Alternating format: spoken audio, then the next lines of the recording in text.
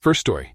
When my brother stole our late mom's jewelry to fund his Vegas trip, Dad blamed me and sent me to boarding school. Years later, Mom's best friend exposed everything at Dad's wedding to his perfect new wife.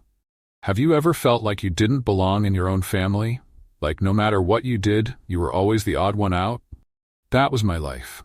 But I never understood why, until one heartbreaking moment changed everything. Every summer, I watched my family pack their bags for incredible vacations, beaches, amusement parks, cruises. I'd stand in the doorway, waving goodbye, always told, "Next time, we'll bring you along." But next time never came. I thought it was my fault, maybe I wasn't fun enough or good enough. But then, I discovered the truth. And let me tell you, it hurt more than I ever imagined. If you've ever felt betrayed or left out, you'll relate to this story. Hit that subscribe button and turn on notifications, because this is a story of family secrets, hidden motives, and the moment I finally found out why they always left me behind. Growing up, my family looked pretty normal on the outside. We weren't perfect, but I thought we had a solid bond. My dad worked hard to provide for us, and my mom, she was the heart of our home. But looking back now, I can see the cracks that I missed as a kid. I have an older brother and a younger sister, and somehow I always felt stuck in the middle, like I was invisible. My brother, though, was the golden child. He could do no wrong in my dad's eyes. Late to dinner? No problem. Forget to do chores? It's fine. Meanwhile, I'd get grounded for the smallest mistakes. And my sister? She was the baby, always pampered and protected. Me? I was just there. After Mom passed away, things got even harder. She had this beautiful jewelry collection that she loved, a mix of simple pieces and a few expensive ones. They weren't just accessories, they were a part of her. When she wore them, it felt like they gave her confidence, like they made her sparkle. After she was gone, Dad made it clear that her jewelry was precious, something to be treasured and kept in the family. It felt like the only piece of her we had left. But as the years went by, I started noticing things. While my brother and sister seemed to grow closer to Dad, I felt like I was being pushed further away. I couldn't figure out why, but every little thing I did seemed to bother him. And then there were the family vacations. Every year they'd plan these amazing trips, but somehow I was always left behind. It didn't make sense, and no one ever gave me a straight answer. At first, I thought it was just bad timing or a mistake. But after it kept happening year after year, I started to wonder, was it something about me? It all started on a random weekend, or at least that's what I thought. I was sitting in my room reading when I suddenly heard Dad yelling. His voice was booming through the house, angrier than I'd ever heard before. I ran downstairs to see what was going on, and that's when I saw him holding Mom's jewelry box. It was empty. Every piece of jewelry she'd left behind was gone. Dad was furious, pacing back and forth, demanding to know who had taken it. My heart was racing because I had no idea what had happened. I didn't even go near that box. It was way too precious to mess with. I tried to explain this, but before I could get a word out, my brother spoke up. He pointed right at me and said, "It was her. I saw her looking through the box last week." I froze. I couldn't believe what I was hearing. "That's not true," I shouted. But Dad didn't want to hear it. He didn't ask me any questions, didn't give me a chance to explain. He just stared at me with this look of disappointment, like he already believed every word my brother said. "How could you do something like this?" he asked me, shaking his head. I kept trying to defend myself, tears streaming down my face. I told him over and over that I didn't do it, that I would never touch Mom's things. But it didn't matter. My brother stood there, calm as ever, repeating his lie, and Dad believed him. That night, Dad made the decision. He said he couldn't trust me anymore. "I'm so disappointed in you," he said, and those words hit me like a punch to the stomach. The next thing I knew, I was being sent away to boarding school. I didn't even get a chance to pack properly or say goodbye to anyone. I just sat there on the drive, staring out the window, wondering how my own family could turn on me like that. Being sent to boarding school felt like a punishment for something I didn't do. A sentence handed down without a trial. I'll never forget the first night I spent there. The dorm room was cold and unfamiliar, with bare walls and a bed that didn't feel like mine. I sat there in the dark, wondering how everything had gone so wrong, How could Dad send me away so easily? It was like he had just erased me from the family. The days were long and quiet. I had no friends at first and spent most of my time alone. The other kids didn't understand why I wasn't smiling or excited to be there. I couldn't explain it to them. It wasn't just homesickness. It was deeper than that. It was the feeling of being abandoned by the people who were supposed to love me most. Every time I thought about home, a knot formed in my stomach. I pictured my brother, the golden child, living his life as if nothing had happened. I couldn't stop replaying that moment in my head, his calm, steady voice accusing me of something I didn't do. It was like he knew exactly what to say to make Dad turn against me. Deep down, I had a feeling that he was behind the missing jewelry. It made sense. He was the one who never got in trouble, the one who always seemed to escape Dad's wrath. But from miles away, stuck in a boarding school I didn't belong in, there was no way to prove it. All I could do was sit there, day after day, carrying the weight of the blame and trying to figure out why my family had chosen him over me. Years went by, but the pain never really left me. Boarding school became my new normal, and once I graduated, I didn't rush back home. Honestly, I barely spoke to my family during those years. Every phone call felt forced. Every holiday was a reminder of how I'd been cast out. Part of me thought maybe they were better off without me, and maybe I was better off without them. Then one day, out of nowhere, I got an invitation. Dad was getting remarried. His perfect new wife, as he liked to call her, seemed to be the center of his world now. I wasn't sure why he even wanted me there. Was it guilt? A show for the extended family? I didn't know, but I decided to go. Not because I'd forgiven him, but because I was curious.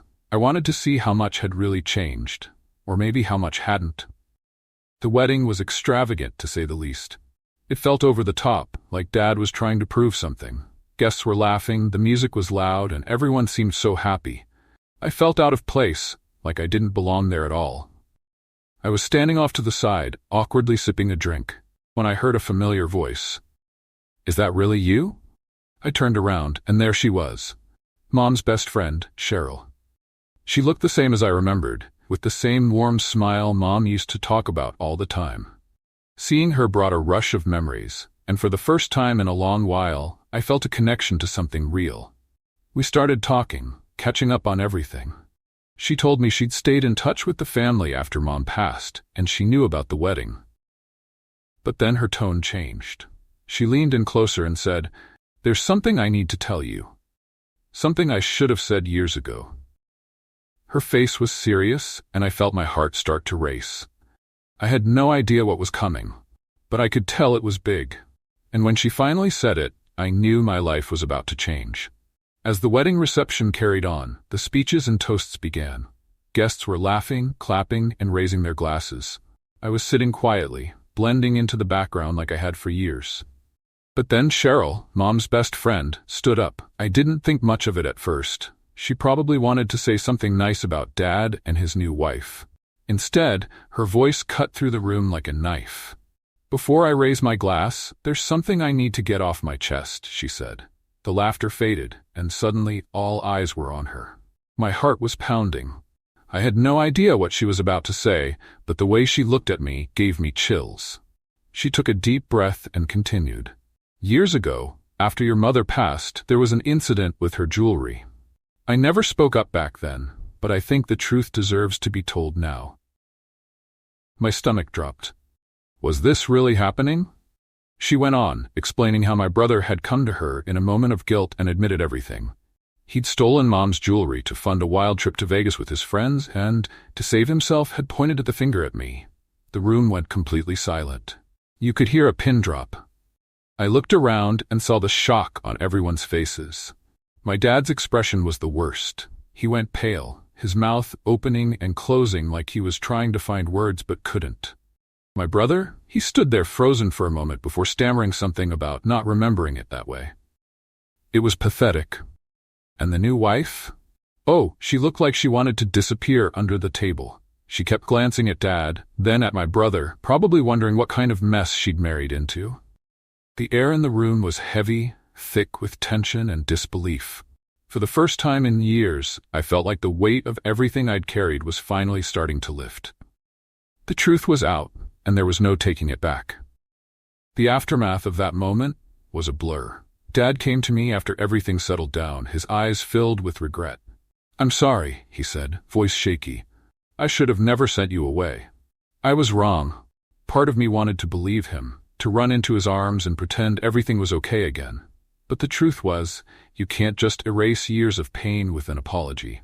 Some wounds don't heal that easily. I nodded, but inside I knew that while I could forgive him, I didn't have to forget. That wasn't something I was ready for.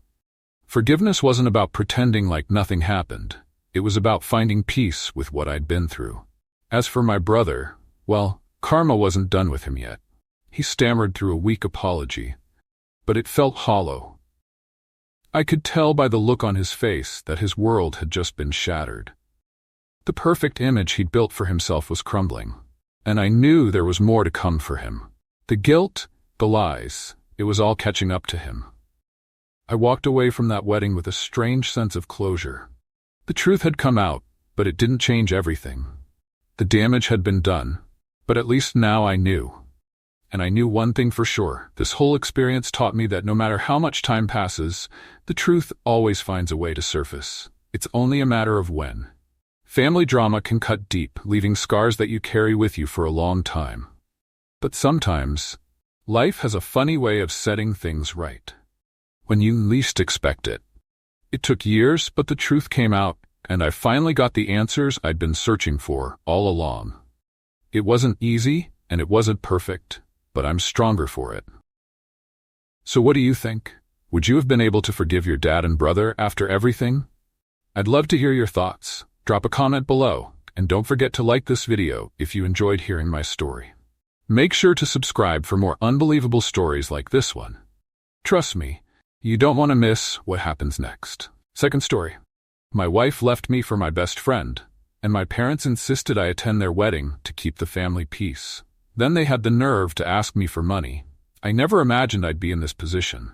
I mean, who would? You think you know the people you trust the most, right? My wife, the woman I thought I'd grow old with, left me. But here's the kicker.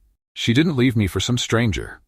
No, she left me for my best friend. The guy I'd known since childhood, the guy who I thought would always have my back. I was blindsided. I was devastated. And just when I thought things couldn't get worse, that's when my parents stepped in.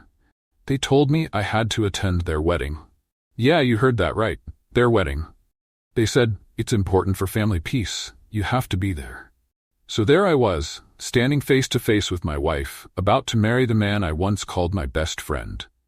But hold on, it gets worse. After all of that, my parents had the nerve to ask me for money. Can you believe that? After everything? You won't believe the story I have to tell. Before we dive into this crazy story, hit that subscribe button so you don't miss out on more wild tales like this. I still remember the exact moment I found out. It was like my whole world stopped. My wife, the woman I'd built a life with, the person I thought was my partner forever, she'd been having an affair, and it wasn't just with anyone. No, it was with him. My best friend, the guy I'd known for years. The guy I'd confided in, trusted more than anyone else. We shared everything, laughs, memories, struggles. So how could this happen? It hit me like a punch to the gut. I couldn't believe it. I thought I was living in a bad dream, but no matter how hard I tried to wake up, it was real. The person who was supposed to have my back, the person I loved and built my future with, had been lying to me for months. Behind my back, they'd been together, sharing a life I wasn't even a part of. How was I so blind? The heartbreak was unbearable. I felt like I lost two people in one go. My wife, my partner and everything, and my best friend, the one person I thought would never betray me, turned against me. I didn't know who to trust anymore. How could someone I loved betray me like that? How could the guy I considered my brother do this to me? I tried to go about my life like everything was normal. But nothing felt normal anymore. Every morning, I woke up with a pit in my stomach, unsure of what was real. The trust I had built with them, the memories we shared, all felt like they meant nothing now. Everything I thought I knew about love, about loyalty, it all came crashing down in one moment. My world crumbled right in front of me, and I was left to pick up the pieces of a life I no longer recognized. It's hard to explain that feeling, but it's like you're stuck in a nightmare, and no matter how hard you try, you can't wake up. After everything that happened, I thought I'd have some time to process it all, but that's when my family stepped in. My parents, who knew everything about the affair, were the ones to tell me what I had to do. It wasn't just that they wanted me to move on. No, they insisted that I attend the wedding. For the family, they said, we need to keep the peace. It's hard to even explain how frustrated I felt. There I was, still reeling from the betrayal, from losing my wife and my best friend, and now my parents wanted me to show up and act like everything was fine. They knew what had happened, they knew how much it hurt, but somehow, that didn't matter. The family peace was what was most important to them. They kept saying things like, we're all family. It'll be better if you're there. But every part of me wanted to scream. I felt like they were asking me to sacrifice my own dignity and well-being just to make things easier for them. And the worst part? They acted like it was normal, like it wasn't a huge ask. I couldn't decide what to do. On one hand, I didn't want to make things worse. I didn't want to cause drama, but at the same time it felt like they were forcing me into a corner. I kept asking myself, how could I possibly attend? How could I sit there while my wife marries my best friend? Everything inside me screamed no, but my parents pushed. It's important for the family, for the peace, they kept repeating, like that was all that mattered. The more they said it, the more it felt like a trap. At that point, I felt like a puppet on a string, just doing what they told me to do. I didn't even know if I was doing it to please them or just to avoid more conflict, but it felt wrong. Every fiber of my being was screaming at me to walk away, to refuse, to protect myself. But no, I was supposed to be the one who understood, the one who made it work. All I could think was, why am I the one who has to sacrifice? I couldn't believe I was actually going to this wedding. But in the end, I did. I showed up. I wasn't proud of it, but I did. The moment I walked into that venue, I could already feel the weight in my chest. Every part of me screamed to turn around and leave. But I didn't. I sat there, surrounded by people, pretending to be fine when inside I felt like I was breaking apart. Seeing her, my wife, in that white dress, standing there beside my best friend, it was surreal. The whole thing felt like a nightmare I couldn't escape. They looked so happy, so in love, but all I could feel was pain. It was like a slap to the face, over and over again. How was this my reality? How was I sitting there, watching the woman I had planned to spend my life with, exchanging vows with the one person I trusted more than anyone else? Every word they spoke, every smile they shared, felt like a knife twisting deeper into my heart. I wanted to walk out. I wanted to yell, to say something, anything. But instead, I sat there in silence. I felt like I was suffocating. I didn't know how much longer I could sit there, pretending like everything was fine. And my parents, God, they were acting like everything was just normal. They were so focused on the wedding, on making sure everything went smoothly, that they didn't even acknowledge the elephant in the room. Not once did they ask how I was holding up. Not once did they check in on me. It was like they couldn't see how broken I was inside, or maybe they just didn't want to. They smiled, they laughed, they celebrated the occasion, completely ignoring the fact that I was falling apart. It felt like I was invisible. My pain didn't matter.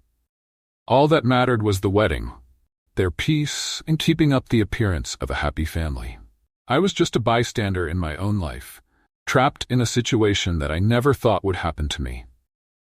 Just when I thought the worst was behind me, my parents hit me with a bombshell. The wedding had barely wrapped up, and the last thing I expected was for them to ask me for money. But there they were, sitting across from me with smiles on their faces, asking me to help with their future. Help with their future. After everything I had been through, watching my wife marry my best friend, sitting through a wedding where I was treated like I didn't matter, the audacity to ask me for money was more than I could handle. It felt like a punch to the stomach. How could they even ask? How could they look me in the eye and ask for something after everything they'd put me through? They knew how broken I was. They knew how much pain I was in. And yet, they still had the nerve to expect me to open my wallet. I could barely wrap my head around it. I was furious. How could they be so selfish? How could they not see what they had done to me, what they had forced me to endure? The more they spoke, the more I felt like a doormat. Every word they said just trampled over my emotions, my boundaries, my sense of self-worth. I had been the one to endure betrayal, to sit through that damn wedding, to hold it all together for the sake of family, and now they were asking me to help fund their future? I couldn't believe it. It was like they expected me to keep giving, even after everything had been taken from me. And that was it. That was the breaking point. I had been pushed so far, and I couldn't let it continue. I realized I had spent so much time trying to please everyone else, trying to avoid conflict, trying to keep the peace, that I had completely lost sight of my own needs. I had let them walk all over me, time and time again.